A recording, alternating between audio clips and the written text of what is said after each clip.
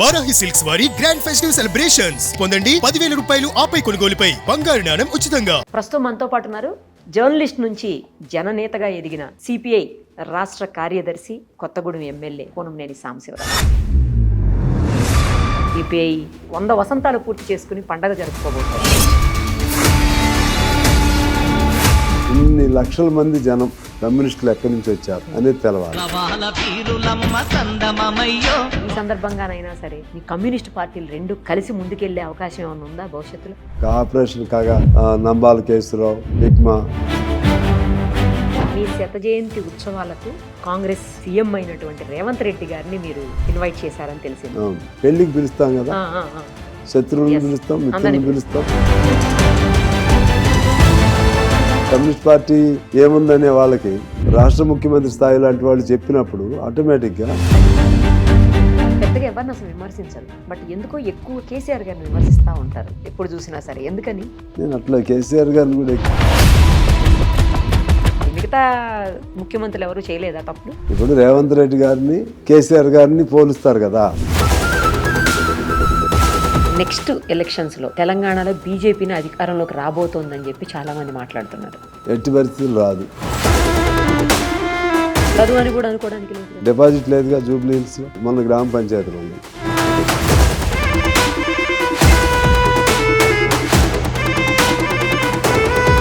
ప్రస్తుతం మనతో పాటు ఉన్నారు జర్నలిస్ట్ నుంచి జననేతగా ఎదిగిన సిపిఐ రాష్ట్ర కార్యదర్శి అలాగే కొత్తగూడెం ఎమ్మెల్యే కూనంనేని సాంబశివరావు గారు. ఒకసారి ఆయనతో మాట్లాడదాం. నమస్తే సార్, ఎలా ఉన్నారు? కాలికి చిన్న దెబ్బ తగిలింది మీకు ప్రోగ్రాంలో లాస్ట్ టైం, ఇప్పుడు ఎలా ఉంది? ఏం పర్లా, ఇవన్నీ దెబ్బలు మామూలే. అంతేనా? తగులుతా ఉంటే నడుస్తూనే ఉంటాం. జీవితంలో తగిలే దెబ్బలు అంటారా? అవి పెద్దవి కదా, అయ్యే తట్టుకుంటాం. ఇది చిన్నదేనా? సిపిఐ 100 వసంతాలు పూర్తి చేసుకుని పండగ జరుపుకోబోతోంది. ఎందుకని ఖమ్మంలోనే చేయబోతున్నారు అనేది అందరిలో చర్చ నడుస్తోంది. వాస్తవంగా పార్టీ పుట్టింది కాన్పూర్. అవును. పార్టీ 99 సంవత్సరాలు అయినాక 100వ సంవత్సరంలో అడుగెట్టినాక స్టార్టింగ్ 100వ సంవత్సరం బిగినింగ్ అక్కడ జరిపారు. ఓకే. అంటే 99 ఏళ్ళ తర్వాత 100వ సంవత్సరం, ఒక సంవత్సరం అంతా సెలబ్రేషన్స్ చేస్తారు కదా సార్. బిగినింగ్ అక్కడ. ఆ తర్వాత ముగింపు తెలంగాణ అయితే బాగుంటుందని వాళ్ళు మాకు అవకాశం ఇచ్చారు. ఆ ఇచ్చిన సందర్భంలో హైదరాబాదా ఖమ్మం అని ఆలోచన చేశాం. ఖమ్మం అయితే ఏమిటంటే హైదరాబాద్కి ఖమ్మంకి పెద్ద డిఫరెన్స్ ఏం లేదు. అక్కడికి ట్రైన్ ఫెసిలిటీస్ అన్నీ ఉంటాయి. నల్గొండ చుట్టూ బలమైనవన్నీ కూడా అక్కడ ఉంటాయి. 5 లక్షల మందిని సమీకరించాలని లక్ష్యం పెట్టాం. అక్కడైతే సాధ్యమైద్దని. అంతమందిని ఇటు తీసుకురావాలంటే ఇబ్బంది అవుతుంది. పక్కన ఆంధ్రాకి కూడా అక్కడే కలిసి అంతా అవన్నీ ఆలోచన చేసి అక్కడ పెట్టామమ్మా. చాలా స్పెషల్గా ఉండబోతుంది ఈసారి సభ. ఎందుకంటే ఎప్పుడు చూసి ఉండరు మీరు సిపిఐ సభని అని చెప్పేసి అంటున్నారు. అంత గొప్పగా చేయబోతున్నారని. వాస్తవమే. ఎప్పుడు కూడా ఇంత గొప్పగా, ఇంత గొప్ప ఆలోచన మేము చేయలేదు. ఇప్పుడు సహజంగా పార్టీ దాని పెరుగుదల లేకపోతే మహాసభలు, ఆ ప్రాధాన్యత అంశాలు, ఆయా ఇష్యూల పైన. ఇప్పుడు 100 ఏళ్ళు కదా, 100 ఏళ్ళు అవుతుంది కాబట్టి అంత వినూత్నంగా ఉండాలి. మళ్ళీ 100 ఏళ్ళ రెజల్యూషన్, మళ్ళీ పార్టీ 100 ఏళ్ళు బతికిందంటే మళ్ళీ పుట్టినట్టు లెక్క. మళ్ళా కమ్యూనిస్ట్ పార్టీ పుట్టినట్లుగా పుట్టిన పండుగ జరుపుతున్నాం. దాన్ని ఖచ్చితంగా ఒక అద్భుతమైనటువంటి కదలిక ప్రజల్లో తీసుకురావాలి. కమ్యూనిజం లేదు, అంతరించిపోయింది అనే విమర్శలు చేసేవాళ్ళందరికీ కూడా, అంటే కొంతమంది సద్విమర్శలు కూడా చేస్తారు. మన పార్టీ వెనకట్లాగా బలంగా లేదని. కొంతమంది ఏమో అపహాస్యం చేసే ధోరణిలో మాట్లాడతారు. వాళ్ళందరికీ కూడా ఒక అవగాహన కల్పించడం. ఇన్ని లక్షల మంది జనం కమ్యూనిస్టులు ఎక్కడి నుంచి వచ్చారు అనేది తెలవాలి. అంటే జనరల్గా కమ్యూనిజం ఏముంది, ఏమైపోయింది అని అనేవాళ్ళు ఎవరు తెలుసమ్మా? వాళ్ళు ఇంతకుముందు పలు పార్టీల్లో ఉన్నవాళ్ళు. వాళ్ళు ఆ ప్రశ్న వాళ్ళు అడగరు. ఆ పార్టీలు ఏమైనాయి అనేది చెప్పరు మాకు. అదే నేను ప్రతి వేదిక మీద కూడా అది చెప్తాను. మేము 100 ఏళ్ళు ఉన్నాం. మీరు మమ్మల్ని విమర్శ చేసేవాళ్ళు పోయినసారి ఒక పార్టీ, అంతకుముందు ఒక పార్టీ. ఆ పార్టీలో అధికారం పోతే అవి వదిలేస్తారు, ఇంకో దానిలోకి వస్తారు. మేము మారం. మాకు సిద్ధాంతం ఉంది. మేము ప్రజల కోసం, ప్రజల సమస్యల పైన మా పూర్వీకుల దగ్గర నుంచి ప్రజా ఉద్యమాలు, ప్రజా పోరాటాలు, ప్రజల గొంతుకులాగా కమ్యూనిస్ట్ పార్టీ. ఇప్పుడు కూడా కమ్యూనిస్ట్ పార్టీ అనేది లేకపోతే, కమ్యూనిజం అనేది లేకపోతే పేదల తరపున మాట్లాడే గొంతుకు మరొకటి ఉండదు. అందుకని అధికారం ఉందా లేదా మేము చూడం. అది మేము అధికారం కోసమే కాదు, అధికారం వస్తే మంచిది. అధికారం రాకపోయినా ప్రజల కోసం పోరాటం చేసే శక్తి ఉంటే కాలేజ్ చెప్తాడు చూసారా, ఒక్క సిరా చుక్క కొన్ని లక్షల మెదళ్లకు అదొక మేత. ఒక్క కమ్యూనిస్టు ఒక వెలుగు. ఒక్క కమ్యూనిస్టు ఉన్నా సరే వాడు ప్రజల తరపున ప్రశ్నిస్తాడు. అందులో ఒకళ్ళిద్దరు తప్పుడు పనులు చేసేవాళ్ళు ఉండొచ్చు, కానీ అల్టిమేట్గా ఆ తప్పు చేసేవాళ్ళు వేరే పార్టీల్లోకి వెళ్ళిపోతారు సహజంగా. కొద్ది రోజులే ఇందులో ఎమ్మడలేరు. అల్టిమేట్గా ఇమిడే వాళ్ళు ఎవరంటే కమ్యూనిస్టులుగా మనసా వాచ ఈ సిద్ధాంతాన్ని నమ్మిన వాళ్ళు ఈ పార్టీలో ఉంటారు. అందుకని ఇంత గొప్ప చరిత్ర కలిగిన పార్టీకి పునరుజ్జీవనం తీసుకురావాలి. ఈ గెలుపు ఓటములు అనేవి ఎప్పుడో ఒకసారి, ఇప్పుడు శ్రీలంకలో ఎవరు ఊహించారు లెఫ్ట్ గెలుస్తుందని? నేపాల్ ఎవరు ఊహించారు? ఇక నేపాల్లో కొద్దిగా బ్యాక్గ్రౌండ్ ఉంది. ఆ తర్వాత మొన్న న్యూయార్క్లో ఒక అతను గెలిచాడు. తర్వాత లాటిన్ అమెరికన్ కంట్రీస్ అన్నింటిలో లెఫ్టే. అనేక చోట్ల మార్పు, మా పాతది కొనసాగుతుంది, మార్పు వస్తుంది. మన దగ్గర కూడా పోవచ్చు. ఇప్పుడు అన్ని రాష్ట్రాలు పోయినాయి, ఇంకో కేరళను ఇంకో కొంత ఉంది. అది కాదు, ఆ లెక్కలు మేము తీసుకోం. ప్రజల్లో ఇవాళ కొన్ని కోట్ల మంది కమ్యూనిస్ట్ అభిమానులు భారతదేశంలో కూడా ఉన్నారు. కొన్ని కోట్ల మంది కార్మికులు కమ్యూనిస్ట్ సంఘాల్లో ఉన్నారు. ఇప్పుడు బ్యాంకులు ఉన్నాయి, కమ్యూనిస్ట్ సంఘమే, అది పెద్దది, లక్షల మంది. వేరే సంఘం లేదు. సింగరేణి కమ్యూనిస్టులే గెలుస్తాం ఎప్పుడన్నా ఒకసారి సెంటిమెంట్స్ బాగా రౌజ్ అయినప్పుడు తప్పితే. అట్లా ఇప్పుడు అంగన్వాడీ, అమాలీలు, లేకపోతే ఆటో వాళ్ళు, రిక్షా వాళ్ళు, ఎవరైనా ఎర్రజెండానే. ఎర్రజెండా లేకుండా ఏ పేదవాడు కూడా లేడు. కాబట్టి ఆ అధికారం ఉందా, ఓట్లు పడ్డాయా, గెలిచామా, అది వచ్చినప్పుడు, కలిసి వచ్చినప్పుడు వస్తుంది. దానికి అవరోధం అడ్డంకి ఏంటంటే కమ్యూనిస్టుల్లో చీలిక. కమ్యూనిస్టులు ఒకటి అయిన రోజు అన్నీ కలిసి వస్తాయి. ఆ విశ్వాసంతో నడుస్తూ ఉంటాం. అప్పటివరకు ప్రజల కోసం, ప్రజల గొంతుకై ప్రతి కమ్యూనిస్టు ఒక ఉద్యమకారులాగా వాళ్ళ తరఫున మాట్లాడతాడు, పోట్లాడతాడు. అదే సంతృప్తి. రైతుకి వ్యవసాయంలో ఎంత సంతృప్తితో మాకు అదే సంతృప్తి. మరి ఇప్పుడు 100 ఏళ్ల పండగ చేసుకుంటున్నారు. ఈ సందర్భంగానైనా సరే మీ కమ్యూనిస్ట్ పార్టీలు రెండు కలిసి ముందుకెళ్లే అవకాశం ఏమైనా ఉందా భవిష్యత్తులో? కొన్ని అంశాల వారీగా కమ్యూనిస్టులు కలిసే ఉన్నాం ఇప్పుడు. అంటే ఆయా అంశాల సందర్భంగా జాయింట్ పిలుపులు, ప్రభుత్వ వ్యతిరేక విధానాలకు వ్యతిరేకంగా అప్పుడప్పుడు కలుస్తున్నాం. కానీ ఎన్నికలు వచ్చేసరికి ఎవరి పద్ధతి వాళ్ళది అవుతుంది. అక్కడేమో ఆ ఎన్నికల ఎత్తుగాళ్ళు వేరు, ప్రజా సమస్యల మీద పోరాటం వేరు. ఆ ఎన్నికల ఎత్తుగాళ్ళకు సంబంధించి ఎప్పటికప్పుడు మారకుండా ఉండాలంటే అల్టిమేట్గా ఒకటి అవ్వాల్సిన అవసరం ఉంది. కమ్యూనిస్ట్ పార్టీ యూనిటీ, విలీనం తప్పదు. దానికోసం ప్రజలు కోరుకుంటున్నారు. కమ్యూనిస్ట్ పార్టీ నాయకులు కూడా అంతర్లీనంగా అందరూ కోరుకుంటున్నారు ఒకటి అవ్వాలని. వెనకట్లాగా అంత వెనక చీలిపోయిన ఉన్నప్పుడు అంత అభిప్రాయ భేదాలు ఇప్పుడు లేవు. గ్రాడ్యువల్గా అన్నీ తొలుగుతూ వస్తున్నాయి. మీరు రెండు కలిస్తే మేము కూడా కలుస్తామని మిగిలిన చిన్న నక్సలైట్ పార్టీలు, లెఫ్ట్ పార్టీస్, 1-2 కాక మిగిలిన ఎక్కువ మంది మళ్ళీ కలుస్తాము, అందరం కలిస్తే బాగుంటుంది అనేది ఒక అభిప్రాయం అయితే ఉంది. మరి ఈ మధ్యకాలంలో ఆపరేషన్ కాగా, ఆ తర్వాత నంబాల కేసురావు, హిగ్మా వీళ్ళ హత్యల తర్వాత మరింతగా బలపడుతుంది కమ్యూనిస్టులు ఒకటి అవ్వాలని ప్రతి పేదవాడు భావిస్తున్నాడు. ఆ రోజులు వస్తాయని ఆశిద్దాం.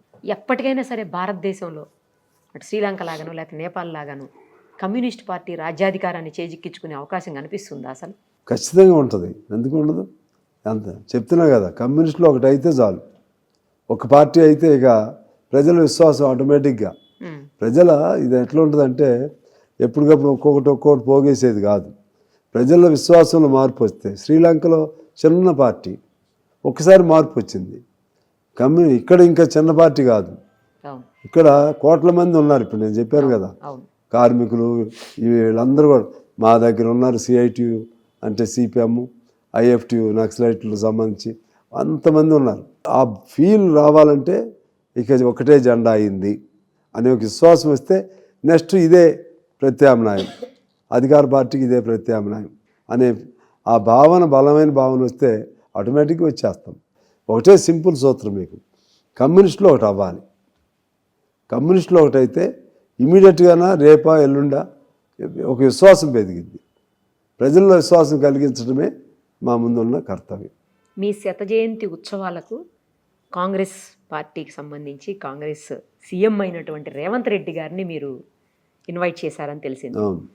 ఎందుకని ఇది ఫస్ట్ టైం, ఎప్పుడు ఎక్కడ వినుండము చూసుండము, ఎందుకని అలా అనిపించింది మీకు? ఒక ఆహ్వానితుడిగా వచ్చి పెళ్ళికి పిలుస్తాం కదా, ఆ, ఆ. పెళ్ళికి అందరిని ఒక పిలుస్తాం, guest. శత్రువులను Yes. పిలుస్తాం, మిత్రులను అందరిని పిలుస్తాం.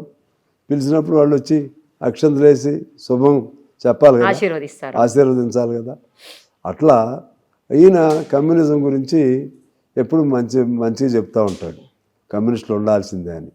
కాబట్టి అటువంటి వాళ్ళు చెప్తే మంచిగా ఉంటుంది ఒక ముఖ్యమంత్రి స్థాయిలో.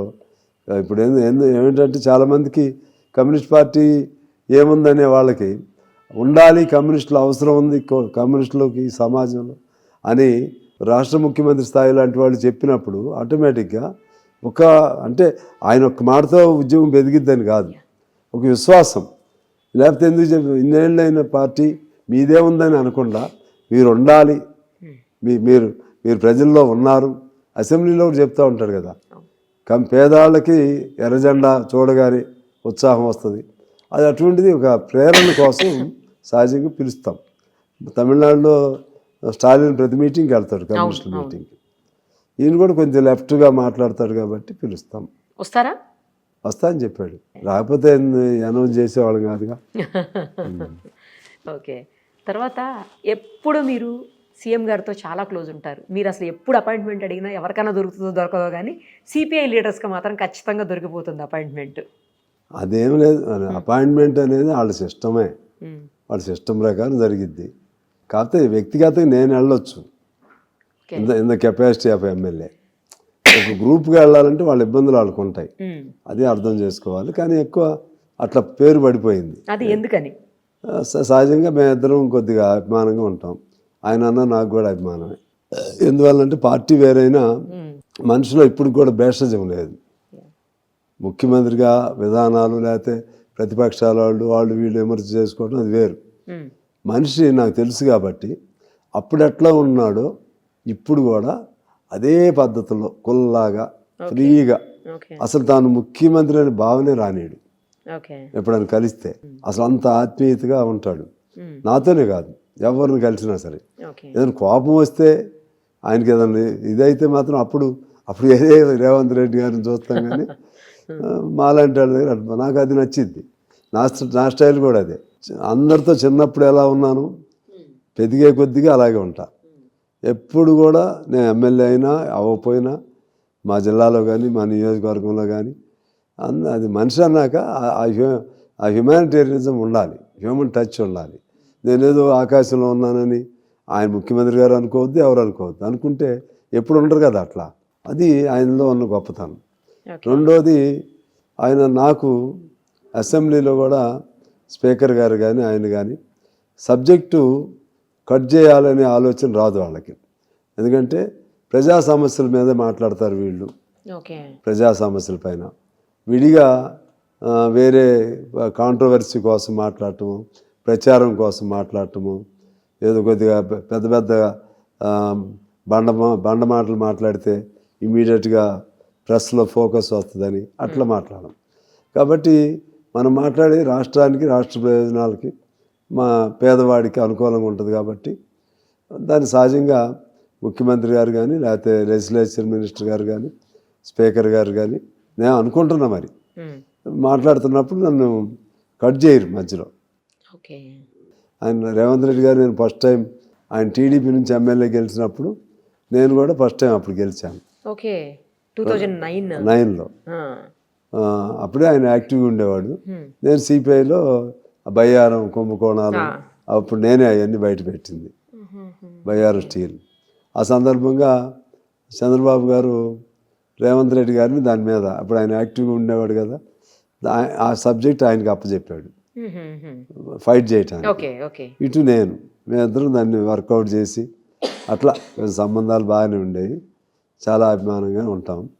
తర్వాత మన ఎమ్మెల్యే సీట్ అప్పుడు కూడా ఆయన నాకు మేము ఏంటంటే ఒక సీట్ వద్దని అనుకున్నాం, చివరికి వచ్చేసరికి ఒకటి వచ్చింది. ఇక తర్వాత ఆయన కానీ బట్టి గారు కానీ ఎట్టి పరిస్థితులు ఒకటైనా మీరు తీసుకోవాలి అని తుమ్మల గారి ద్వారా కబురు చేసి అట్లా ఇటువే మా నారాయణ గారు వాళ్ళు తప్పదుగా ఇప్పుడు చివరి దశకు వచ్చాం అని అట్లా వాళ్ళ ఆ అభిమానంతోనే, లేకపోతే ఇంకో చోట ఎక్కడో ఇస్తామని అనవచ్చు, లేకపోతే ఏదైనా కానీ మొత్తం మీద వాళ్ళ ప్రేరణతో మొన్న పోటీ చేయటం కూడా జరిగింది. తర్వాత నా గెలుపులో కూడా వాళ్ళు విశేషమైన కృషి చేశారు రేవంత్ రెడ్డి గారు. గెలిచిన తర్వాత కూడా ఇప్పుడు కొన్ని ఉన్నాయి, పబ్లిక్ అకౌంట్స్ కమిటీ ఉంటుంది పిఎస్సి, అటువంటి దానిలో సహజంగా ఒక్కళ్ళకి ఇవ్వరు. ఆయన చెప్పాడు డైరెక్ట్గా, నన్ను ముందు పియూసీలో పెట్టారు, పబ్లిక్ అండర్టేకింగ్ కమిటీలో. నన్ను అడిగారు మీ ఇష్టం ఎందులో పెట్టుకోండి అన్న, కమిటీస్ ఉంటాయి కదా. ఆయన్ని మార్పిచ్చాడు, దాన్ని మార్పిచ్చి సబ్జెక్ట్ తెలిసిన వాళ్ళు మాట్లాడేవాళ్ళు ఉండాలి అని అట్లా. అంటే వ్యక్తిగతంగాను తర్వాత లోపల సబ్జెక్టు కూడా ఉపయోగం ఉంటుందని ప్రాధాన్యత ఇస్తూ ఉంటాడు ఆయన. ఏదో అన్ని రకాలుగా అట్లా అయితే పడింది. జనంలో వీళ్ళిద్దరు మంచిగా సాంబశివరావు గారు అంటే ఆయనకి బాగుంటాడు, రేవంత్ రెడ్డి గారు అంటే ఈయన బాగుంటాడు, అట్లా ఒక టాక్ అయితే వచ్చింది. దాన్ని అయితే నేను మంచిదే అనుకుంటా, దాన్ని నేను చెడగొట్టుకోను. నాకు అట్లా ఉంది కదా అని చెప్పి నేను వేరే దుర్వినియోగం చేయటం అది చేయను. ఆయన ముఖ్యమంత్రి, నేను ఎమ్మెల్యే, ప్రజల సమస్యల పరిష్కారం కోసం ఆయన దగ్గరికి వెళ్తాం. ఆయన కూడా జెన్యూనిటీ ఉంటుంది కాబట్టి నో అనడం, ఏదన్నా సాధ్యం కానప్పుడు చెప్తాడు. అటువంటిది మా రిలేషన్. మీరు ఎక్కువగా పెద్దగా ఎవరిని అసలు విమర్శించరు, బట్ ఎందుకో ఎక్కువ కేసీఆర్ గారిని విమర్శిస్తూ ఉంటారు ఎప్పుడు చూసినా సరే, ఎందుకని? నేను అట్లా కేసీఆర్ గారిని కూడా వ్యక్తిగతంగా విమర్శించి పెట్టనే. మీరు ఎవరిని అనకపోయినా ఆయన అయితే ఖచ్చితంగా అంటుంటారు. అంటే ఆ అంశం వచ్చినప్పుడు ఇప్పుడు ప్రభుత్వ విధానాలపైన వాళ్ళు ఏమైనా మాట్లాడారనుకో, ఇవన్నీ వాళ్ళు చేసిన ఆ కాలం ఉందనేది చెప్పడం కోసం తప్పితే ఇవన్నీ అప్పుడే జరిగినాయి కదా. వ్యక్తిగతంగా నేను కేసీఆర్ గారిని కానీ కేటీఆర్ గారిని కానీ హరీష్ రావు గారిని ఎవరిని కూడా నేను మాట్లాడను, సబ్జెక్ట్ పైనే మాట్లాడతా. ఎందుకంటే నేనన్న వాళ్ళకు కూడా గౌరవంగా ఉండేది. కేసీఆర్ గారు కేటీఆర్ గారు కూడా చాలా గౌరవంగా ఉండేవాళ్ళు. నాకు కొద్దిగా అటువంటివన్నీ కూడా ఉంటాయి, పాతవి కొన్ని గుర్తు వస్తాయి. తొందరపడి ఒకప్పుడు బాగా కొద్ది రోజులు కలిసి ఉన్నప్పుడు మంచి అభిమానం ఉన్నారు కదా. కొన్ని రోజులు కలిసి ఉన్నారా సార్? మరి అప్పుడు మునుగోడు ఆ టైంలో కలిసి ఉన్నాను. ఇక అందుకని కొద్దిగా మానవ విలువలు అవి నేను పాటిస్తా. అందుకే వ్యక్తిగతంగా నాకు తెలిసి ఎప్పుడు అన్నాను. వ్యక్తిగతం మీన్స్ పాలసీస్కి సంబంధించి ఎవరిని విమర్శించరు, ఓన్లీ కేసీఆర్ గారిని విమర్శిస్తారు, అది నేను అంటున్నది. లేదు అట్లా కూడా లేదు, మీరు పొరపాటు విన్నారు. కానీ ఆ పార్టీకి సంబంధించిన విధానాలు వచ్చినప్పుడు చెప్తాను అంతే, నేను అట్లా ఎప్పుడు లేదు. సందర్భం వచ్చినప్పుడు మాట్లాడతాం. ఇప్పుడు 2 కంపారిజన్ వచ్చింది, 2 కంపారిజన్ వచ్చినప్పుడు ఇవన్నీ మీరు ఇంతకుముందు చేశారు, వాళ్ళు ఆ తప్పులు చేశారు, మీరు ఇది చేయొద్దని వీళ్ళకి చెప్తాను నేను. ఓకే, అంటే గతం నుంచి కూడా అనేక పార్టీలు రాష్ట్రాన్ని పరిపాలించినప్పుడు, ఉమ్మడి రాష్ట్రం ఉన్నప్పటి నుంచి పరిపాలించినా కూడా మీరు ఎస్పెషల్లీ బీఆర్ఎస్ లేదా టీఆర్ఎస్ వీళ్ళని మాత్రమే అంటారు ఎందుకు అనేది, మిగతా ముఖ్యమంత్రులు ఎవరు చేయలేదా తప్పులు? ఇప్పుడు సందర్భం. ఓకే, ఇప్పుడు రేవంత్ రెడ్డి గారిని కేసీఆర్ గారిని పోలుస్తారు కదా. తెలంగాణ ఫామ్ అయిన తర్వాత ఆయన ఇంతకుముందు ముఖ్యమంత్రి, ఇప్పుడు ఈయన ముఖ్యమంత్రి. ఆ వచ్చిన సందర్భంలో సహజంగా చెప్పక తప్పదు. తర్వాత ఇప్పుడు ఆ కాలంలో కూడా నేను ప్రతి దానిలో కూడా మంచి కోణాన్ని చూస్తాను. ఎప్పుడు నేను ప్రతి మనిషిలో నెగిటివ్ షేడ్ని అసలు తీసుకోను, పాజిటివ్ షేడ్ ఏముందో చూస్తాను. నాకు రాజశేఖర రెడ్డి గారు కూడా నేను కొద్ది రోజులే ఉన్నా, బాగా గౌరవించాడు, అభిమానించాడు. అంటే అసెంబ్లీలో అప్పుడు నేను మాట్లాడే కొద్ది రోజులు 2 సెషన్ల వరకు ఉన్నాం కదా, అప్పుడే బాగా సబ్జెక్ట్ బడ్జెట్ మీద కానీ బాగా మాట్లాడేవాడిని. దాంతో ఆయన ఓ రోజు ఖమ్మం వచ్చి వెర్ ఈజ్ అవర్ సాంబశివరావు అని అట్లా భద్రాచలం పాపం చివరి మీటింగ్ అన్నప్పుడు కొద్దిగా అనుకున్నాను, పిలిచారు. పిలిచి అప్పుడు మంచిగా మాట్లాడాడు. తర్వాత ఇక ఆ తర్వాతే ప్లైన్ క్లాస్లో ఇదయ్యాడు. ఆయన బాగుండేవాడు. రోసీ గారు బాగుండేవాడు. రోసీ గారు అయితే సాంసరాన్ని చూసి నేర్చుకోండి అనేవాడు, ఎట్లా మాట్లాడాలో ఆయన చూసి నేర్చుకోండి అనేవాడు. కిరణ్ కుమార్ రెడ్డి గారు ఇంకా బాగా ఆత్మీయత నాకు, చాలా ఆత్మీయుడు కిరణ్ కుమార్ రెడ్డి గారు. చంద్రబాబు గారు చెప్పే పని లేదు, ఎందుకంటే రెండు ఆయన మొదటి పర్యాయం టీడీపీ సపోర్ట్తో, అందుకే నాకు అందరు ముఖ్యమంత్రులతో సాన్నిహిత్యం ఉండేది. ఇప్పుడేమో రేవంత్ రెడ్డి గారితో ఇంకొద్ది ఎక్కువైంది. ఇంతమంది ముఖ్యమంత్రులను చూశారు కదా, ది బెస్ట్ సీఎం అంటే ఎవరో చెప్పండి మీ దృష్టిలో. ఒక్కోళ్ళు ఒక్కో కోణం ఉంటుందమ్మా, ఒక్కోళ్ళు ఇందులో ఫలానా వాళ్ళు బెస్ట్ అని చెప్పలేం. ఇప్పుడు రాజశేఖర రెడ్డి గారితో ఒక స్టైల్, ఆయన పబ్లిక్ని కలవటంలో ఆయన నెంబర్ 1. పబ్లిక్ని కలిసి ఒక బోళ మన కుటుంబంలో ఒకడుగా అనే ఫీలింగ్ ఆయనకు ఉంటుంది. రోసీ గారు ఉన్నాడు, రోసీ గారు మన ఇంట్లో పెద్ద ఆయనలాగా ఆయన అనిపిస్తాడు. ఎన్టీ రామారావు గారు ఉన్నాడు, సరే ఆయనకు నాకు పెద్ద పరిచయం లేదు కానీ లేదు కలవలేదు, కానీ ఆయన అంటే నాకు బాగా అభిమానం. ఎన్టీ రామారావు అంటే అందరికంటే ఎక్కువ అభిమానం అయితే ముఖ్యమంత్రికి కాదు, ఒక నటుడుగా చిన్నప్పుడు నేను ఎన్టీఆర్ అభిమాని, బాగా అభిమానం. కానీ ఆయనలో ఏంటి, ఆయనకి అసలు ఏమి పాపం లోపల రాజకీయం అంటూ తెలియదు, లేకపోతే అవినీతి కానీ ఏం మరక లేకుండా, అసలు నిజంగా ఆయన ప్రభావం నా మీద చాలా ఉండేది చిన్నప్పుడు. అటువంటి ఆయన చంద్రబాబు గారు ఉన్నాడు అనుకోండి, మర్యాద, చాలా మర్యాద, ఒక నోరు స్లిప్పుగాడు, ఒక మాట ఎవరిని జారడు. తర్వాత తన విధానాలని ఎట్లయినా సరే దాన్ని ఇంజెక్ట్ చేయాలి, తన ఎకనమిక్ పాలసీస్ దాన్ని, అది ఒక తర్వాత టెక్నాలజికల్గా ఆయన కాన్సెప్ట్ అది. 24 గంటల్లో 20 గంటలు పనిచేస్తూనే ఉంటాడు, ఆయనతో స్టైల్. ఇందాక కిరణ్ కుమార్ రెడ్డి గారు చెప్పా కదా, కిరణ్ కుమార్ రెడ్డి గారు మాట అన్నాడంటే ఏదో సూర్యచంద్రులు అటు ఇటు తిరిగినా సరే ఆయన స్టిక్ ఆన్ అవుతాడు. చాలా పరిపాలన దక్షత ఉంది ఆయనకి, కాకపోతే కొద్ది రోజులే ఉండటం వల్ల. కానీ రాజశేఖర రెడ్డి గారు ఎలా మాటిస్తే దానికోసం ఎంత మేరకు వెళ్తాడు, ఈయన కూడా అంతకంటే ఎక్కువ కిరణ్ కుమార్ రెడ్డి గారు. అట్లా కేసీఆర్ గారు ఉన్నాడు అనుకోండి, ఆయన తెలంగాణ తీసుకురావటంలో అవునన్నా కాదన్నా ఆయన he was the face of Telangana movement. So అట్లా తెలియగలిగినాడు, అన్నీ ఉన్నాయి. కాకపోతే ఏంటంటే దాన్ని ఆయనకు మరి ఆరోగ్య రీత్యానా లేకపోతే ఆయనకున్న ఇతర ఇబ్బంది దృష్ట్యా తప్పితే ఆయన దాన్ని జాగ్రత్తగా మలుచుకుని పబ్లిక్తో కలిస్తే ఆయన ద బెస్ట్ అయ్యేవాడు. ఆయన ఇప్పుడు రేవంత్ రెడ్డి గారు యంగ్ నుంచే వచ్చాడు, ఆయన మాట్లాడే విధానం అసెంబ్లీలో ఎంత అధ్యయనం చేసి వస్తున్నాడంటే ఒక్కొక్క అంశం పట్ల చాలా బాగా అధ్యయనం చేసి వస్తున్నాడు. సరే ఒకసారి అద్భుతాలు చేయలేకపోవచ్చు, అద్భుతాలు ఎందుకు చేయలేడంటే ఇంతకుముందు ఉన్న దాని నుంచి కదా, ఆ షేడ్ ఇంకా పోవట్లేదు కదా, ఆ పాత ప్రభుత్వం దాని ప్రభావం, దానిలో అప్పుడు ఆర్థిక మెయిన్ ఏ అద్భుతం చేయాలన్నా ఆర్థిక వనరులు ఉండాలి. ఆర్థిక వనరులు ఉంటే ఎవరైనా చేయగలుగుతారు. ఆర్థిక వనరులు ఇవాళ క్రియేట్ చేసుకోవాలన్నా కూడా అంత సాధ్యం కాదు, చిన్న స్లోగా చేసుకోవాలి. కేంద్రం నుంచి సహాయం లేదు. రాష్ట్రంలో ఉన్నాయేమో పాత చిన్నగా తీర్చుకుంటూ తెలివితేటలతో, ఆయన బట్టి గారికి కూడా బాగా నాలెడ్జ్ ఉంది ఆర్థిక వ్యవహారాలపైన, ఏదో తంటాలు పడతా ఉన్నారు. అట్లా ఆ అంశాలు అట్లా కొంత ఫెయిల్యూర్స్, పూర్తిగా సక్సెస్ రాకపోయినా ఓవరాల్గా వచ్చేసరికి మాత్రం దాన్ని ఒక కొత్త విజన్తో 2047 విజన్, తెలంగాణ విజన్, ఒక ఆలోచన ఉంది. ఎంత అంటే 100% సక్సెస్ కాలేకపోవచ్చు, కానీ ఏదో ఒక విజన్ ఉండాలి కదా. మన అసెంబ్లీలో కూడా అదే చెప్పా, విజన్ లేనిదే ఎవరు ఏ చేయలేరు.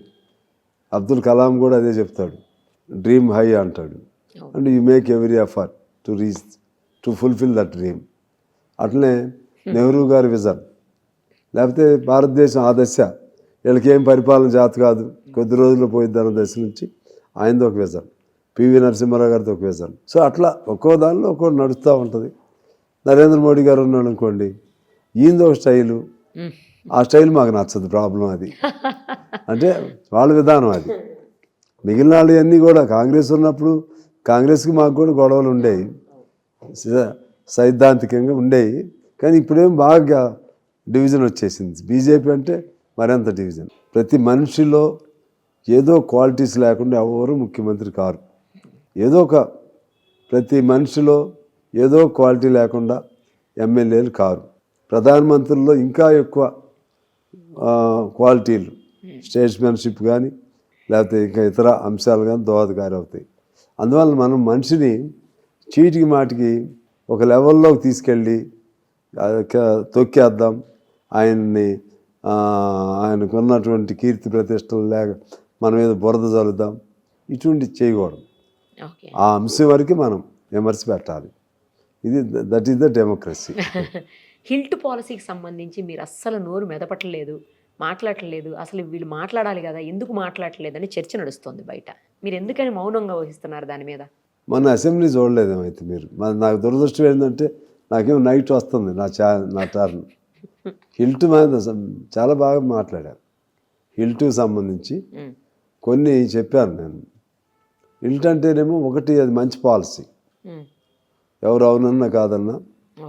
ఎందుకు అంటున్నానంటే ఇక పొల్యూషన్ లెవెల్, పిఎం లెవెల్స్ ఏదో అంటారు దాన్ని, 300కి అట్లా రీచ్ అవుతుంది air pollution levels. Particle molecule. Delhi 500 అట్లా ఉంది. ఇప్పుడు ఢిల్లీలో అది లివబుల్ కండిషన్ లేదు, దశకి వెళ్తుంది. ఇక్కడ ఆలోచన మంచిదే. అంతకుముందు మరి కేసీఆర్ గారు ఉన్నప్పుడు కూడా చేశారు కదా, ఇక్కడ నుంచి పొల్యూటెడ్ ఇండస్ట్రీస్ని షిఫ్ట్ చేయాలని వాళ్ళు కూడా ఆలోచన చేశారు. దాని కొనసాగింపే ఇది. వీళ్ళేమో ఖచ్చితంగా అమలు చేయాలనుకుంటున్నారు. నేను చెప్పేది మేము దీన్ని సపోర్ట్ చేస్తామని చెప్పాం. అయితే అదే సమయంలో ఏది ఇండస్ట్రీస్, పొల్యూటెడ్ ఇండస్ట్రీస్ని ఊరు బయటికి తీసుకెళ్ళటానికి తప్పదు, తీసుకెళ్లాల్సింది. ఇంతకుముందు కొన్ని దేశాల్లో కూడా అలాగే జరిగింది. అలా జరిగితేనే తప్పితే, లేకపోతే ఎంతకాలం మొత్తం పొల్యూషన్ మయమైపోతుంది, జనం బతకలేరు కదా. ఆలోచన చేయాల్సిందే. దాన్ని ట్రాన్స్పరెంట్గా చేసుకోవాలి. రెండోది ఏంటంటే, నేను ఆ రోజు మాట్లాడింది ఏంటంటే, దానిలో ఇటువంటి విమర్శలు వస్తున్నాయి కాబట్టి ట్రాన్స్పరెంట్గా ఉండటం మంచిది. అంటే వాళ్ళు ఏం చెప్పారు, మొత్తం మీరు చూసుకోండి, అంతా వాళ్ళ సొంత భూములే, అన్నీ వాళ్ళ సొంతం కొనుక్కున్న భూములే, కొనుక్కున్న భూముల మీద మేమేం చేయడానికి వీల్లేదు అని చెప్పారు. ఒకటి, దానిలో ఏదైనా ఉంటే కూడా వాళ్ళు కూడా ఊరుకోరు, జనం కూడా. ఎవరో ఒకళ్ళిద్దరు కరప్టెడ్ ఏదైనా ఉండి లోపాయగారుగా అది ఎట్లా జరిగిద్దా, ఎలా జరుగుతుందో మాకు తెలియదు. కానీ ఓవరాల్గా వచ్చేసరికి ఆ పారిశ్రామికవేత్తలు అందరూ ఒకప్పుడు కొనుక్కున్న భూములు అవి. గవర్నమెంట్ ఇచ్చిన దాన్ని కొద్ది వాళ్ళకి స్ట్రీమ్ లైన్ చేశారు, రెగ్యులేట్ చేశారు మధ్యలోనే, అంతకుముందే. ఇక పాయింట్ ఎక్కడ వచ్చిందంటే, వీళ్ళని అటు తీసుకెళ్ళాలి. అటు తీసుకెళ్ళాలన్నప్పుడు వీళ్ళ భూములు, ఇక్కడ భూములు ఏమవుతాయి అన్నప్పుడు ఇక్కడి కొద్దిగా వాళ్ళకి పర్సంటేజ్ పెంచి, మామూలుగా ఏంటంటే ఈ భూమిని, ఒక వ్యవసాయ భూముల్ని ఇంకోవైపు ట్రాన్స్ఫర్ చేసుకోవడానికి కొంత ఛార్జెస్ ఉంటాయి.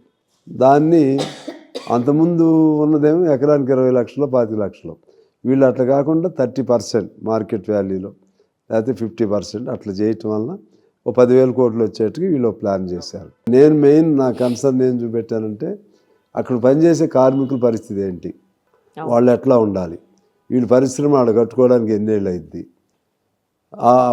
అయినప్పుడు ఈ కార్మికులకు అవకాశం ఉంటుందా లేదా, ఇటువంటివి ఉన్నాయి అని నేను మాట్లాడాను.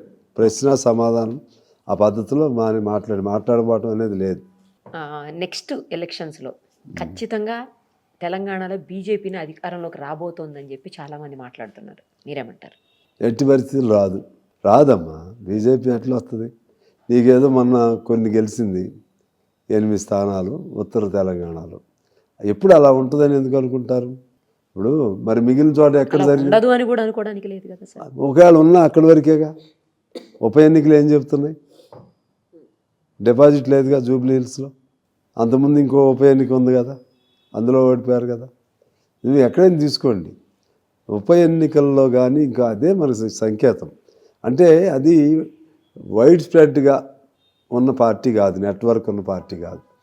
ఒక ఫ్లో, ఆ ఫ్లోలో అక్కడే గెలిచారు. అవి గెలుస్తారా లేదో నాకు తెలియదు. ఎవరు నేనే చెప్పను నేను గెలుస్తానని ఓడిపోతాను.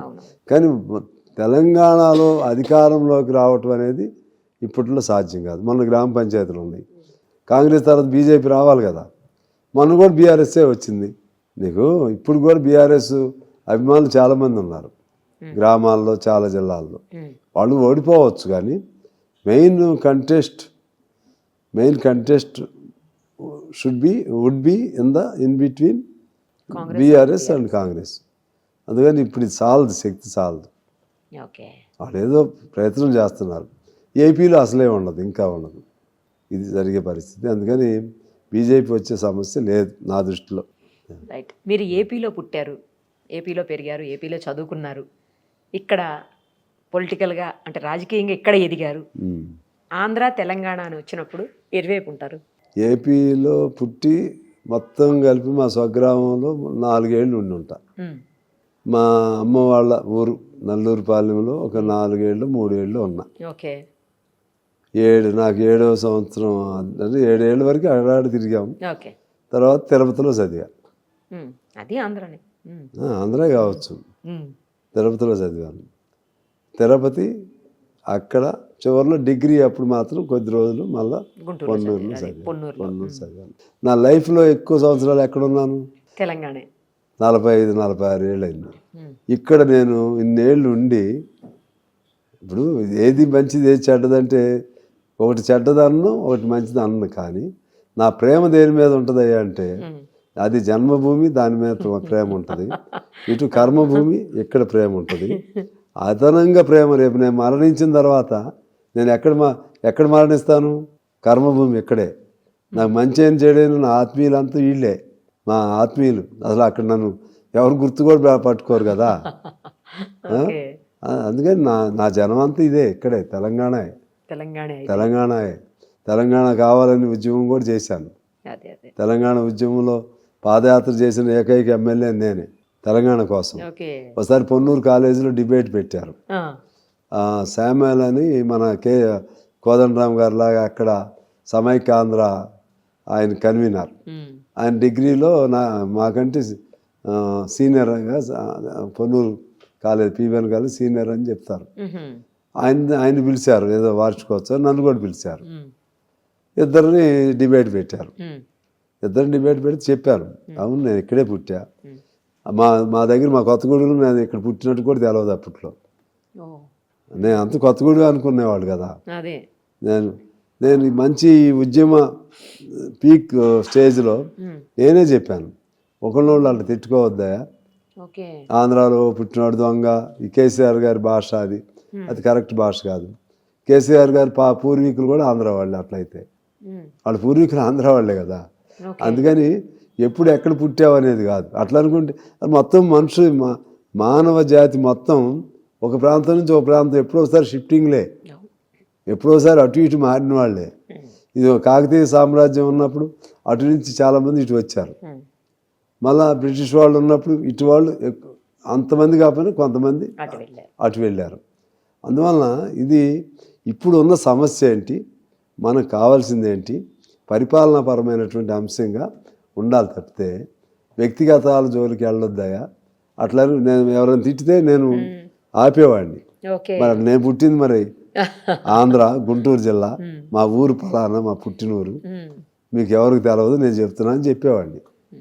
అందుకని నాకు అందులో ఆ భేషజాలు లేవు, మొహమాటాలు లేవు, అంతా చెప్తాను. అల్టిమేట్గా నీ ఛాయిస్ ఎటువంటి అల్టిమేట్గా నాకు తెలంగాణ. ఎలా వచ్చారు అసలు తెలంగాణకు? డిగ్రీ చదివేటప్పుడు కొద్దిగా రచనలు ఇవి ఎక్కువ అలవాటు, నాటకాలు, ఏకపాత్రాభినయాలు అవి బాగా రాసేవాడిని. అట్లా మా నాన్నగారికి కమ్యూనిస్ట్ పార్టీతో కొద్దిగా పరిచయాలు సంబంధాలు ఉండేవి. ఆయన రైతు సంఘ అధ్యక్షుడిగా ఏదో పెట్టారు. అట్లా మా ఆ ప్రాంతానికి అక్కడ పార్టీ సెక్రటరీ ఉండేవాడు జీవన్ మాస్టర్ గారు అని. ఆయన వస్తూ నన్ను పట్టుకోవడానికి చూసేవాడు, నువ్వు కమ్యూనిస్ట్ పార్టీలో రమ్మని. నేను అవన్నీ నాకు వద్దులే అనేవాడిని. నేను అప్పుడు అంతా సరదా తిరిగేవాడిని జనాలను వేసుకుని. మొత్తంగా నన్ను ఏమి పెట్టాడంటే, నువ్వు బాగా రాస్తావు కదా, విశాల ఆంధ్ర అయితే బాగుంటుంది, నువ్వు అందులో సబ్ ఎడిటర్గా అవకాశం వచ్చింది, నువ్వు దానిలో టెస్ట్కి పాల్గొంటే అట్లా అక్కడ టెంప్ట్ అయ్యా. సో విశాలాంధ్ర అంటే వాళ్ళు అప్పుడు కూడా టెస్ట్ పెట్టారు, టెస్ట్ రాఘవాచారి గారు, దానిలో సెలెక్ట్ అయ్యా. అట్లా విశాలాంధ్రకి వచ్చి తద్వారా అప్పుడే పార్టీలో అట్రాక్ట్ అయ్యి, ముందు జర్నలిస్ట్గా వచ్చా, తర్వాత పార్టీకి అట్రాక్ట్ అయ్యి ఇక్కడ విశాలాంధ్ర హైదరాబాద్ ఎడిషన్ క్లోజ్ అయినాక మాకు 4 నెలలు 5 నెలలు ట్రైనింగ్ విజయవాడ చంద్రం భవన్ అంటాం, అక్కడ మా రాఘవాచారి గారి ఆధ్వర్యంలో మాకు శిక్షణ జర్నలిస్ట్గా. అది అయిపోయినాక ఇక్కడ సబ్ ఎడిటర్గా రిక్రూట్ చేశారు. ఇక్కడ మన ఇదే బిల్డింగ్లో ఉండేవాళ్ళు అప్పుడు 80లో మగ్దుం భవన్. ఆ తర్వాత ఇది ఒక 1 year తర్వాత క్లోజ్ అయినప్పుడు ఎవరెక్కడికి వెళ్ళాలనేది వచ్చింది. నేనేమో ఏదైనా వ్యాపారం చేసుకుందాము ఇక వదిలేద్దాం అనుకున్నా. అంతే. అప్పుడు ఏమైందంటే మా రాఘవాచారి గారు వాళ్ళందరూ చెప్పారు, లేదా కొద్ది రోజులు నుండి కొత్తగూడెంలో తర్వాత కావాలని నువ్వు చేసుకుందాం అని. అట్లా కొత్తగూడెం వచ్చినాక ఇక అక్కడ జనంతో కలిసిపోయా. అక్కడ కోమరయ్య గారు అని, ఇంకా గురుప్రసాద్ గారు, వకీల్ గారు, ఏమల్పల్లి వాళ్ళందరూ ఏంటంటే నన్ను అక్కడ ఉంచి కొద్ది రోజులు ఉండని ఫిక్స్ చేశారు. మొత్తానికి ఇక్కడే ఉండిపోయారు. ఇంకా అలాగా. ఇంతకీ మీరు ఇక్కడ అమ్మాయిని చేసుకున్నారా మ్యారేజ్? అక్కడ అమ్మాయినే చేసుకున్నారా? అక్కడ అమ్మాయినే చేసుకున్నారా? నేను కొత్తగూడెం వచ్చేటప్పటికి నా పెళ్ళి అయింది. ఓహో, ఓకే ఓకే. పెళ్ళి అయిన తర్వాత వచ్చా. ఓకే. నాకు 24th yearలో వచ్చా. కాలేజ్ డేస్లో బాగా అంటే గొడవలు పడడం, కొంచెం అగ్రెసివ్గా ఉండటం అలా ఉండేవాళ్ళు అంట కదా, మీకు అలా మరి లవ్ అఫైర్లు ఏమైనా ఉన్నాయా? పర్లేదు చెప్పండి. అగ్రెసివ్గా గొడవల్లో ఉండేవాడికి లవ్లు ఉండవు. వాడికి ఎంతసేపు ఫైటింగ్లే ఉంటాయి. ఆడి బ్యాచ్ ఈడి బ్యాచ్, ఆ లవ్ బ్యాచ్ వేరే వాళ్ళు ఉంటారు. నేను మేడం చూస్తే తిడతారని చెప్పట్లేరా మీరు? ఒకవేళ అట్లుంటే ఇప్పుడు తెలియకుండా ఉండదు కదా. అంతేనా? అంతే కదా. లేదు అది లేదు. ఇంకా ఆడపిల్లలందరూ నన్ను వాళ్ళని ఎవరన్నా ఇబ్బంది పెట్టినా నా దగ్గరికి వచ్చేవాళ్ళు అన్నయ్య అని చెప్పి. సరిపోయింది. అందరికి అన్నయ్య అయితే అందరికి అన్నయ్య. చిన్నప్పుడు ఎప్పుడు ఫైటర్ని, పెద్ద పెద్ద గొడవలు ఉండేవి. చిన్నప్పుడు బాగా కొట్టుకునే వాళ్ళం. ఆ రోజుల్లో కేసులు ఉండేవి ఎప్పుడు. ఇక అక్కడంతా పొన్నూరు కాలేజీలు అంటే ఆ కాలేజీలు అంతా రౌడీజాలు ఎక్కువ ఉంటాయి చదువుల కంటే. ఆ రౌడీజాల్లో కొంచెం ధైర్యస్తుడు లీడర్ అయిపోతాడు, ఫైటర్ లీడర్ అవుతాడు. అట్లా అక్కడ కూడా కాలేజీలో కూడా నేను కంటిన్యూ చదవలా. చిన్నప్పుడు తిరుపతిలోనే నన్ను తీసేశారు మధ్యలో. కాలేజ్ నుంచి తీసేశారా? హై స్కూల్లోనే గొడవలు తీసేశారు. ఆ స్థాయిలో గొడవలు చేశారు. టీసీ కూడా ఇవ్వాల చివరికి. మధ్యలో మెట్రికులేషన్ జరగాలి అంటే అప్పుడు టీసీ ఇవ్వనప్పుడు 10th మధ్యలో పంపించారు. తర్వాత అంత సాఫీగా ఉంటే ఇంటర్మీడియట్ చేరేవాళ్ళు. మెట్రికులేషన్ అంటే ఇంటర్మీడియట్ కాదు, 10th బదులే మెట్రికులేషన్. టీసీ లేని వాళ్ళకి అది ఒక దాన్ని ఏమంటారు, అన్నట్టు. ఒక మామూలు మెట్రికులేషన్ ఏంటంటే చిన్నప్పటి నుంచి చదువుకోని వాళ్ళకి ఒక అవకాశం, ప్రైవేట్గా చదువుకుని డిస్టెన్స్ ఎడ్యుకేషన్ అంటారు చూసారా, అట్లా చిన్నప్పటి నుంచి ప్రైవేట్గా మామూలు సొంతంగా చదువుకుని పరీక్ష రాయవచ్చు. మెట్రికులేషన్ 10th ఈక్వలెంట్గా ఉంటుంది. ఎగ్జామ్ మళ్ళీ బోర్డుకే రాస్తారా? అంటే గవర్నమెంట్కే రాస్తారా? గవర్నమెంటే. మెట్రికులేషన్ అంటే నీకు సర్టిఫికేట్ లేదు, పాత అవసరం లేదు. ఇంటర్మీడియట్ గొడవలతో పొన్నూరు నుంచి మా కాలేజీ నుంచి నన్ను డిబార్ చేశారు, డిస్మిస్ కూడా చేశారు. చేర్చుకోవాలి. డిస్మిస్ అంటే అంతే కదా, డిబార్ అంటే కొద్ది రోజులే. ఫస్ట్ డిబార్, తర్వాత డిస్మిస్, తర్వాత ఇక రేపల్లో చదివా కొద్ది రోజులు. భగవంతరావు కాలేజీ. ఏ కాలేజీకి సీటు కూడా ఇవ్వలేదు అక్కడ ఇచ్చారు. అక్కడంటే ఈ అంబటి రాంబాబు వాళ్ళ నాన్న, ఆయన అంటే రాంబాబు నేను చిన్నప్పుడు స్నేహితులు తిరుపతిలో. ఇద్దరం ఒక చోట చదివాము. అలా ఆయన రికమెండేషన్ అక్కడ వచ్చింది సీటు. వాళ్ళ నాన్నగారుతో ఇచ్చారు. లేకపోతే కాలేజీలో పెద్ద గొడవలు జరిగినాయి ఈ కాలేజీలో. ఎక్కడ ఇవ్వద్దు అనుకున్నారు ఆ గుంటూరు జిల్లాలో అప్పుడు. అట్లా వచ్చింది. మళ్ళీ కొద్ది రోజులకి మళ్ళీ వెనక్కి వచ్చేసా పొన్నూరు పీబీఎన్ కాలేజ్. మళ్ళీ ఆ కాలేజ్కి వెళ్ళిపోయారు.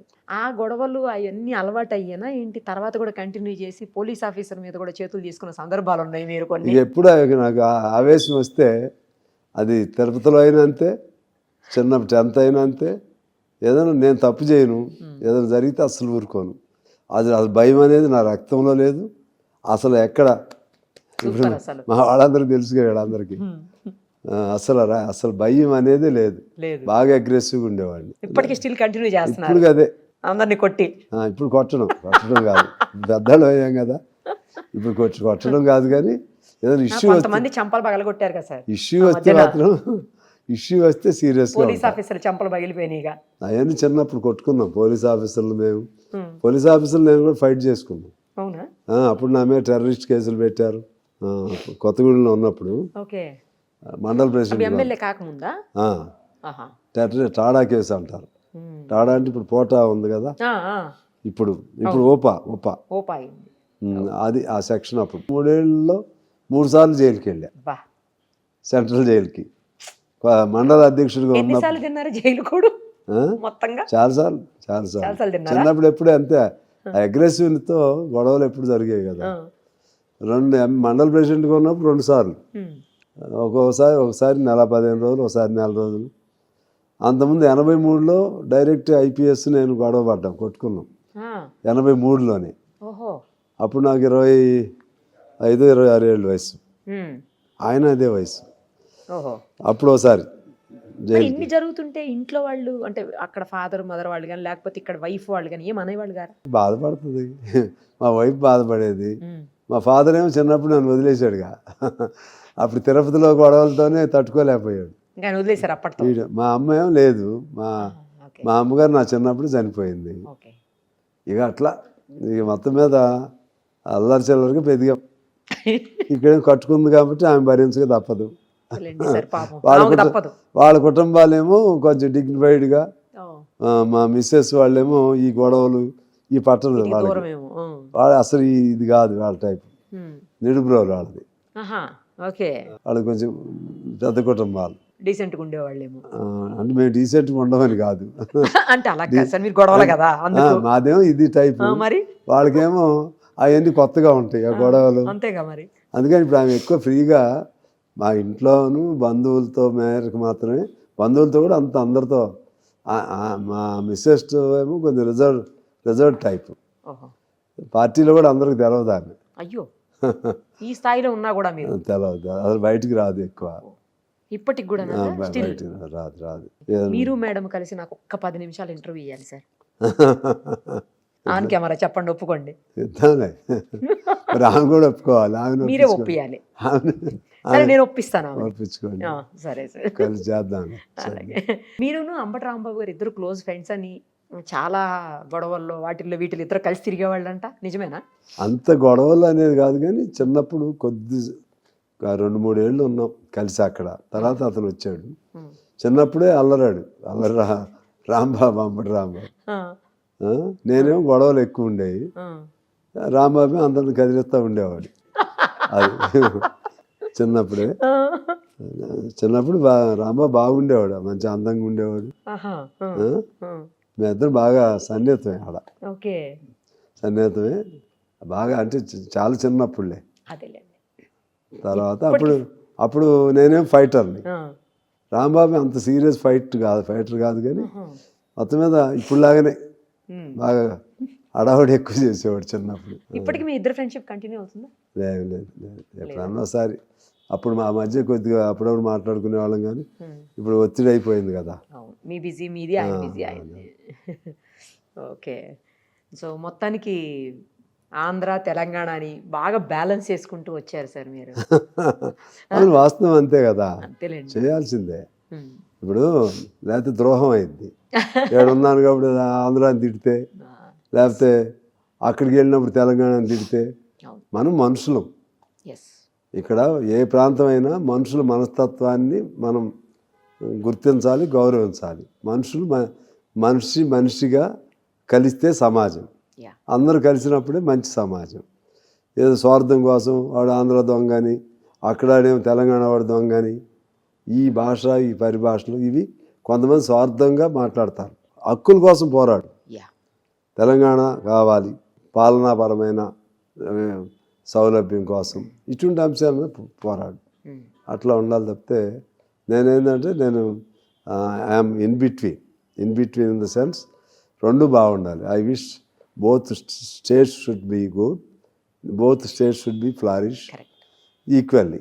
కరెక్ట్ ఐడియా నాదే. కానీ కమ్యూనిస్ట్ పార్టీ కూడా అంతే. అంతేలేండి, కమ్యూనిస్ట్ పార్టీ లైనే నా లైన్ కదా. ఒపీనియన్ అంటే మీ ఒపీనియన్ ఇది, కమ్యూనిస్ట్ పార్టీ ఒపీనియన్ నా ఒపీనియన్. అంతేలేండి, ఇద్దరు అదే కదా, రెండు అదే. అంతే కదా. మూవీస్ చూస్తుంటారా? చూస్తా, చిన్నప్పుడు బాగా చూసేవాడిని, ఇప్పుడు అసలు లేవు. కానీ దానిలో చూస్తా, సోషల్ మీడియా ఉంటుంది కదా, చిన్న వస్తాయి రీల్స్ చూస్తారా? అమ్మా, మీకు అంత టైం ఉంటుందా? కారు ఎక్కారనుకో అదేది యూట్యూబ్లో బ్రహ్మానందం, ఎంఎస్ నారాయణ, లేకపోతే పాతవి ఎన్టీ రామారావు అవి బాగా ఇంట్రెస్ట్. అదే కాలక్షేపం నాకు. అదేలేండి. చిన్నప్పుడు బాగా చూసేవాడిని. ఎన్టీ రామారావు అభిమాని. ఎన్టీ రామారావు అంటే బాగా అభిమానం. ఆయన సినిమాలు ఎక్కువ చూసేవాడిని. ఈ మధ్య కాలంలో ఏదైనా మూవీ చూసారా? అసలు లాస్ట్ ఏం చూసారు? నాకు అసలు గుర్తుకోలేదు. ఎప్పుడో అప్పుడు కొత్తగూడెంలో ఉన్నప్పుడు వెళ్ళేవాళ్ళం. నేను మా మిస్సెస్ అప్పుడప్పుడు వెళ్ళేవాళ్ళం. జనం అందరూ గోల్ చేశారు, మీరు సినిమాకి రావటం ఏంటి. నేను చిన్నప్పుడే నేను అందరిలాగా ఉంటే మా వాళ్ళకి ఇష్టం ఉండేది కాదు. కొత్తగూడెంలో హోటల్ భోజనానికి వెళ్ళినా ఇష్టపడేవాడు కాదు. మాస్ ఏరియా, హీరోయిక్ ఇమేజ్గా ఉండేది. మా సింగరేణి కదా, ఎప్పుడు గొడవలు వాటిల్లో. దాంతో నేను ఎటు వెళ్ళినా గుంపులు పిల్లలు వచ్చేవాళ్ళు. అది ఒకటి. రెండోదేమో ఇక సినిమాలు ఇవన్నీ ఈ ఒత్తిళ్ళ పడి చిన్నగా పోయినాయి. తర్వాత ఈ గొడవలు కూడా ఉండేవి కదా, అట్లా ఎక్స్పోజర్లో ఉండొద్దని అట్లా అప్పుడు గొడవలు ఉండేవి కొత్తగూడెం. అట్లా. మీకు ఇష్టమైన ఫుడ్ ఏంటి? నేను అది పడితే అది అంటే పచ్చడి ఎక్కువ ఇష్టం. అవునా? పచ్చడి, రోటి పచ్చళ్ళ లేకపోతే ఎర్రగారు అంటారు కదా, ఎర్రగా అంటే ఆవకాయ పచ్చడా? అది పండు మిరపకాయలు మిర్చి పచ్చడా? ఓకే, అది ఇష్టం. అది చేస్తారా ఇంట్లో మరి మీ వాళ్ళు? ఎప్పుడు ఉంటుంది ఇంట్లో వాళ్ళు గోలే. అది వేసుకుని నెయ్యి వేసుకుని తింటారా వేడన్నంలో? నెయ్యి కూడా వేసుకోను, పొట్టాను. ఇంట్లో వాళ్ళేమో ఎన్ని కూరలు ఉండేది తిన్నాని చెప్పి గోల చేస్తారు వాళ్ళు. మరి అంతే కదా. పచ్చడి ఎక్కువ తింటా, స్వీట్ ఎక్కువ. స్వీట్ ఎప్పుడు తినాల్సిందే. ఇందాక కూడా స్వీటే తింటున్నారు చూసాను. అన్నం తక్కువ కానీ స్వీట్ ఎక్కువ తింటారు. మరి మీకు ఏమి డయాబెటిక్ ఆ ప్రాబ్లమ్స్ లేవా? లేవు. గ్రేట్. ఇక నిద్రైతే 3-4 గంటలే పడుకుంటా. 3-4 గంటలే రోజు. 12:30-1 గంట అయింది. తిరగాలిగా ఊళ్ళో. కొత్తగూడెంలో ఉన్నా అనుకో, మళ్ళీ 4:30-5 లేస్తా. మీ బాడీకి అలవాటు చేసేసినట్టున్నారు. నిద్ర తక్కువ, బాగా నిద్ర పోవాలనిపిస్తుంది కానీ దొరకదు. ఆ మేరకు ఎప్పుడైనా కారులో ఉన్నప్పుడు నిద్రపోతా. కార్లో పడుకుంటారా? అలవాటు ఉందా? ఉంది. ఈ ఫోన్ మొదలెడితే హైదరాబాద్ వరకు ఫోన్లు, లేదా ఖాళీ దొరికితే ఇందా నేను చెప్పానే రీల్స్. అది. పిల్లలు ఎంతమంది మీకు? 2. ఏం చేస్తున్నారండి వాళ్ళు? 2 జాబే ఇక్కడే హైదరాబాద్లో. సాఫ్ట్వేర్. మ్యారీడా వాళ్ళు? 2. వాళ్ళకి లేదా ఇంట్రెస్ట్ పాలిటిక్స్ లోకి రావాలి, పొలిటీషియన్స్ కావాలన్న ఇంట్రెస్ట్ లేదా? బాగా తెలియగలిగిన వాళ్ళే కానీ ఇక మనం ఆ వైపుగా వాళ్ళకి అలవాటు కాల. కాకపోతే ఎలక్షన్లు వచ్చినప్పుడు వస్తారు, మంచి ఉపన్యాసం చెప్తారు. ఇద్దరు సపోర్ట్ చేస్తారు మీకు. మొదట ఎలక్షన్ అప్పుడు మీకెందుకు ఏం తెలుసేయడాన్ని వద్దనేవాడిని. వాళ్ళు నన్ను పట్టించుకోకుండా వాళ్ళు తిరగటం మొదలెట్టారు. వాళ్ళు బాగానే నేను ఎడని వాళ్ళు వెళ్ళి కవర్ చేసేసేవాళ్ళు. ఓకే. ఫైనల్గా ఒక్కటి చెప్పండి సార్. నార్మల్గా పొలిటీషియన్స్ అంటే విపరీతంగా సంపాదన, ఏదో ఒక రకంగా బాగా ఆస్తులు కూడా పెట్టుకోవటం, ఇవన్నీ జనరల్గా అందరిలో ఉన్నటువంటి ఒక అభిప్రాయం. అది ఒక రకంగా నిజం కూడా. సో మీరు వచ్చేసరికి ఏంటంటే మీకు ఏదన్నా అంటే మీ శాలరీ పరంగానో లేకపోతే ప్రభుత్వ పరంగా వచ్చే ఏమున్నా కూడా ₹1 కూడా మీరు తీసుకోరు. పార్టీకో లేకపోతే ఆఫీసులకో, పార్టీ ఆఫీసులకో, లేదంటే పేదవాళ్లకో, లేదా మీ నియోజకవర్గంలో ఉన్నటువంటి ప్రజలకో ఖర్చు పెడతారు అంటుంటారు. మొదటి నుంచి కూడా నాకు డబ్బు మీద అసలు ధ్యాస లేదు. మా నాన్న కూడా అదే గొడవ చేసేవాడు. నువ్వు ఎవడే డబ్బులు తినవద్దు కానీ నీ డబ్బులు ఖర్చు ఎందుకు పెట్టుకుంటావురా అని. చివరికి నీ చేతిలో ఏముండదు అనేవాడు. అయితే ఇక్కడ వచ్చేసరికి ఏంటంటే ఇప్పుడు నాకు ఎమ్మెల్యే శాలరీస్ వచ్చినా చివరికి వచ్చేసరికి ₹1 ఉండదు. నెలకు వచ్చేసరికి ఖర్చు పెట్టేస్తూనే ఉంటా. అట్లే నాకు అంతకుముందు నా స్కూల్లో కానీ లేకపోతే నా ఉండేది. పంటల మీద వచ్చే డబ్బులైనా ఎప్పుడు ₹1 ఉండదు. ఎప్పుడు అప్పులే ఉంటాయి. ఎప్పుడు అప్పులే ఉంటాయి. అలా అప్పు లేకుండా నేను ఇంతవరకు లేను. అంటే ఎవరు నమ్మరు దాన్ని. అసలు ఒకవేళ ఎవరైనా సహాయం చేసినా అది మొదట్లో ఆ సహాయం కూడా తీసుకునేవాడిని కాదు. ఇప్పుడు ఏదన్నా సహాయం చేసినా ఖర్చులు ఎక్కువ అవుతున్నాయి కాబట్టి పార్టీకి ఇవ్వమంటా. ఏదో ఎవరికైనా వర్క్ ఇచ్చినప్పుడు కొద్దిగా ఇస్తారు కదా సహాయం, దాన్ని అసలు నేను తీసుకోను. అసలు నా చేతికి ₹1 తీసుకోను ఎక్కడ. పార్టీకి ఇండి అకౌంట్ ప్రకారంగా అట్లా కమ్యూనిస్ట్ పార్టీగా పద్ధతి అది మేము చేసేది. నేనైతే ఇంతవరకు అదే నా సంతృప్తి. నేను మా స్కూల్ ఉన్నప్పుడు కూడా ప్రతి ఏడు దాదాపు 200 మంది పిల్లలకు ఉచితంగా చదివించేవాడిని నేను నడిపినప్పుడు. ఇప్పుడు స్కూల్. వదిలేశారా సార్ మీరు? కొంత పోయింది స్కూల్లో సగం, ఈ అప్పులయ్యే అయ్యో. పోయింది. కొంత ఏదంటే వేరే మా పిల్లలే లీజుకి ఇచ్చి నడుపుకుంటున్నారు. ఆహా. అప్పుడంటే వేరే వాళ్ళకి లీజుకి ఇచ్చాం. మా కింద ఉన్నప్పుడు బాగుండేది, పిల్లలకి ఎక్కువ మంది చదివించేవాడిని, ఓ. ఎక్కువ మందిని, బాగా మంచి చదువు, సిబిఎస్ఈ సిలబస్. అదే సంతృప్తి, నిజాయితీ ఉండటం సంతృప్తి. కాకపోతే బాధ ఎప్పుడంటే ఈ అప్పులు తీర్చలేక, ఇప్పుడు ఎలక్షన్లు వచ్చినాయి, మొన్న గ్రామ పంచాయతీ ఎన్నికలు అప్పులు చేయాల్సి వచ్చింది.